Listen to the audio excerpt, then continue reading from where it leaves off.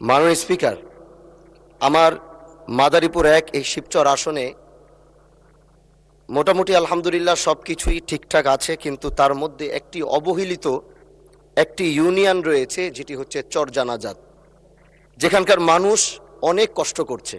সেখানে শিক্ষা ব্যবস্থা, চলাচল সব কিছু নিয়ে মানুষ কষ্টে দিন পার করছে।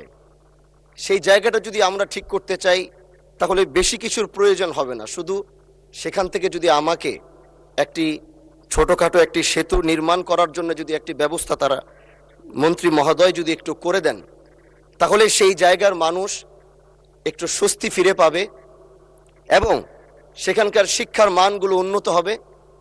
এবং সেখানে মানুষ একটু অসুস্থ হলে ডাক্তারের কাছে আসবে, হসপিটালে আসবে, তারা চাইলেও সেখান থেকে আসতে পারে না। এজন্য আমি আপনার মাধ্যমে আমি অনুরোধ করতে চাই, আমার এই চরজানাজাতি অবহেলিত এই ইউনিয়নটাকে যদি আমরা ঠিক করতে চাই, তাহলে আমাদেরকে চরজানাজাত ইউনিয়নের এই সংযোগ সেতুটি নির্মাণ করার জন্যে যদি মন্ত্রী মহোদয় যদি একটু সদূর দৃষ্টি দিতেন, তাহলে আমাদের এই ইউনিয়নটিকে আমরা বাঁচাতে পারতাম। ধন্যবাদ। ধন্যবাদ মাননীয় সদস্য।